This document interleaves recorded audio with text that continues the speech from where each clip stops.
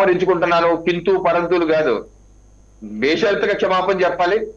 అలాగే నాగార్జున గారు కోర్టుకు కూడా వెళ్ళారు. తప్పనిసరిగా she has to face the music అండి. రైట్. ఇంకొక అంశం అండి, రెండు ఇంపార్టెంట్ టాపిక్స్ నిన్న వారాహి సభలో ఆయన మాట్లాడారు పవన్ కళ్యాణ్ గారు. ఒకటి, జగన్మోహన్ రెడ్డి గారి గత నేర చరిత్రని పరిగణలోకి తీసుకోవాలి ఈ తీర్పు వెలువరించే ముందర అని. Is it not he trying to connect to unconnectable dots?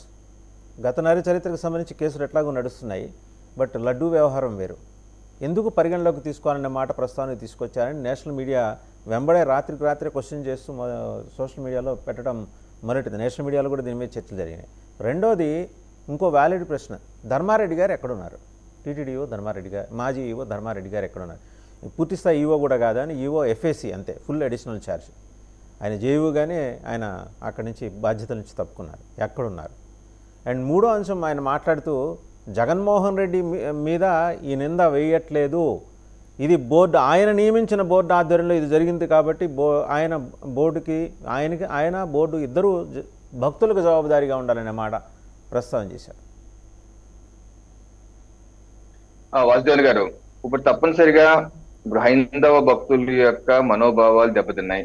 అక్కడ లడ్డూ ప్రసాదం విషయంలో అప్రాచ్యం జరిగిన మాట వాస్తవం. సుప్రీంకోర్టు మన సోమవారం జరిగినటువంటి ప్రాథమిక విచారణలో కూడా ఈ అంశాన్ని చెప్పడం జరిగింది. అలాగే ఆ జడ్జిమెంట్ ఇది జడ్జిమెంట్ కాపీ వాసుదేవన్ గారు.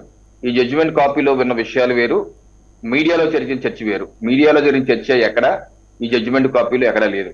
సో అది వేరు, ఇది వేరుగా చర్చ జరిగింది.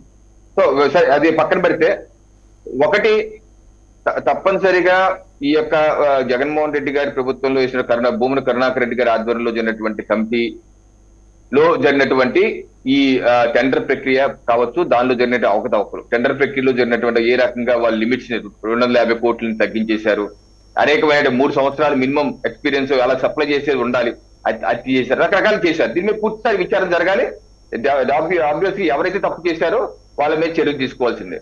అలాగే ధర్మారెడ్డి గారి ఆధ్వర్యంలో కూడా అనేకమైనటువంటి అవకతవకలు జరిగినాయి. సమగ్రమైన విచారణ, కేవలం ఇది లడ్డు ప్రసాదం మీద కాదు, సమగ్రమైన విచారణ జరగాలి. ఏ రకంగా ఆర్థికంగా భక్తులు ఇచ్చిన కైంకర్యాలను విరాళంగా పక్కదోవ పట్టించారు, దీని మీద కూడా విచారణ జరగాలి. భవిష్యత్తులో ఇటువంటి సమస్య రాకుండా, ఎందుకంటే విధర్మీయులు ఇప్పుడు రేపు 10 ఏళ్ళకో 20 ఏళ్ళకో 30 ఏళ్ళకో మరి జగన్మోహన్ రెడ్డి గారు లాంటి విధర్మీయులు ఎవరన్నా అధికారంలో రారని మనం ఏం చెప్పగలం? ఈ ప్రజాస్వామ్య దేశం ఎవరన్నా పార్టీలు పెడతారు, ఎవరన్నా ముఖ్యమంత్రులు అవుతారు. కానీ ముఖ్యమంత్రులైన వ్యక్తులు హిందూ ధర్మం మీద దాడి చేసే విధంగా 250 పైసలు ఆదాయాల మీద దాడి చేస్తే ఆ ప్రభుత్వంలో ఈ భూమన కరుణాకర్ రెడ్డి గారు నిన్న ఏదో వచ్చి మాట్లాడుతున్నారు. వీళ్ళు యువతలు ఎవరన్నా బయటకు వచ్చారండి? ఎవరన్నా ఒక మాట అన్నారండి? ఎందుకు ఆలయాల మీద దాడి చేస్తున్నారు? ఈ వైసీపీలో హిందువులు లేరా? వాళ్ళు ఎందుకు ఆ రోజు బయటకు వచ్చి మాట్లాడలేదు? మనం మొత్తుకునే వాళ్ళ డిబేట్ లో ఎందుకు మీకు కనీసం ఖండించండి అంటే ఖండించలేదు. ఖండించబోయే పరిస్థితి పెట్టలేకపోయారు.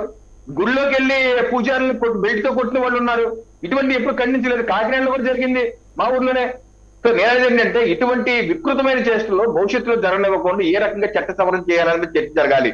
అది పవన్ కళ్యాణ్ గారు అన్నట్టు సనాతన ధర్మం బోర్డు పెడతారా, ఏం పెడతారని పెద్దలందరూ కూర్చొని ఆలోచించి కేవలం ఒక ప్రభుత్వానికో ముఖ్యమంత్రికో గుత్తాధిపత్యంగా హైందవ ధర్మాన్ని అప్పచెప్పకూడదు. ముస్లింస్ అయితే వాళ్ళ యొక్క వారి యొక్క ధర్మాన్ని మసీదులు వాళ్ళు మేనేజ్ చేసుకుంటున్నారు, క్రిస్టియన్స్ చర్చిలు వాళ్ళు మేనేజ్ చేసుకున్నారు, గురుద్వారాలు సిక్కులు మేనేజ్ చేసుకుని అన్ని వాళ్ళు చేసుకుంటున్నారు. అన్ని ధర్మాలు వాళ్ళ పనాలు చేసుకుంటే హిందూ ధర్మంకి మేము చేసుకోలేమా అంటే మాకు ఇవ్వకుండా అది తీసుకెళ్లి ప్రభుత్వం చేతిలో ముఖ్యమంత్రి చేతిలో పెట్టి రాజకీయ పునరావాస కేంద్రంగా మార్చేసి ఇష్టం వచ్చిన పెట్టి ఇష్టం వచ్చిన నడిపి దానిలో డబ్బులు తినేసి అపచారాలు చేసే విధంగా చేస్తే ప్రభుత్వం చేస్తే ఎందుకుంటారు? ఈరోజు చంద్రబాబు నాయుడు గారు రేపు ఇంకోళ్ళు వస్తారు.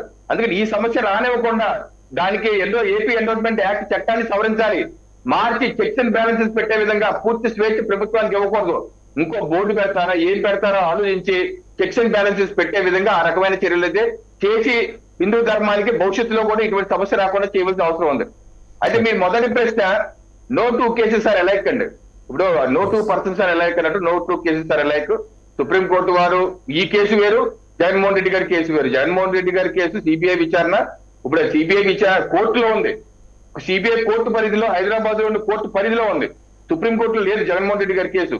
సో జగన్మోహన్ రెడ్డి గారి కేసులకి ఇప్పుడు ఉన్నటువంటి ఈ రేపు ఇవాళ వచ్చేదానికి సంబంధం లేదు. దీనిలో ఉన్నటువంటి మెరిట్స్ డిమెరిట్స్ ప్రకారమే చూస్తారు, కానీ మిగతా విషయాలు చూసే అవకాశం లేదు. అయితే ఒకటి కన్సిడర్ చేయొచ్చు ఏంటంటే, గత ప్రభుత్వ హయాంలో జరిగినటువంటి ఆలయాలపై దాడులు, చూడ ఆలయాలపై ఎన్ని రాములు వారి శిరచ్ఛేదం చేశారు గత ప్రభుత్వ హయాంలో. గత ప్రభుత్వ హయాంలో చేసిన దురాగతాలు ఇవన్నీ. సో అవి కన్సిడర్ చేస్తే చేయొచ్చు కావాలంటే, అది కూడా చేయరు చెప్తున్నారు. ఈ ట్రాక్ రికార్డ్ అటువంటి ట్రాక్ రికార్డు అన్నది చూస్తే చూడకపోవచ్చు, అది వేరే విషయం. But no two cases sir ఎలా చెప్పి నా ఉద్దేశం. రైట్, ఒకసారి సురేంద్ర నాయుడు గారి దగ్గరికి వెళ్దాం. సురేంద్ర నాయుడు గారు, సరే తిరుమలలో గడిచిన 3 వారాలుగా జరుగుతున్న వివాదం మీకు తెలిసిందే, కొత్తగా చెప్పేదేం లేదు. ఇందులో మీరు పైగా స్థానికులు కూడా, ఇక్కడున్న మా అందరికన్నా ఎక్కువ నాలెడ్జ్ ఉంది మీకు అక్కడ జరిగే వ్యవహారాల మీద. 2 అంశాలండి ఇక్కడ.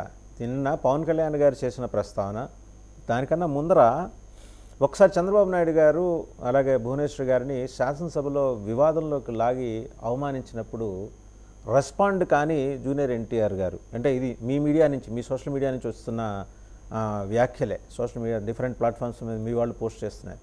అప్పుడు ఏమయ్యారు జూనియర్ ఎన్టీఆర్, ఎక్కడికి వెళ్ళిపోయారు? ఇవాళ పాము చావకుండా కర్రెరక్కుండా పద్ధతిలో ఈరోజు మాట్లాడినట్టు మరి ఆ రోజు శుద్ధపూస మాటలు ఎందుకు మాట్లాడారు? మాకు అది శాసనసభలో జరిగిన దాని గురించి ప్రస్తావన చేయడానికి కూడా ఆయన ఎందుకు మనసు రాలేదు? ఇవాళ ఈ వివాదంలో, సమంత గారి వివాదంలో ఆయన ముందుకొచ్చి కొంచెం సీరియస్ టోన్ తోటి మంత్రి కొండా సురేఖ గారిని ప్రశ్నించిన తీరు, ఆగ్రహించిన తీరు ఆ రోజు ఎందుకు జరగలేదు? ఇప్పుడు భువనేశ్వరి గారు తండ్రిచాటు బిడ్డ, ఆయన ముఖ్యమంత్రిగా ఉన్న కాలంలో ఎన్నడూ యాక్టివ్ పాలిటిక్స్లోకి రాలేదు. ఆమె భర్త చంద్రబాబు గారు ముఖ్యమంత్రిగా ఉన్న సమయంలోనూ ఆమె ఎక్కడ కీ రోల్ ప్లే చేయలేదు. She was never appeared in any platform.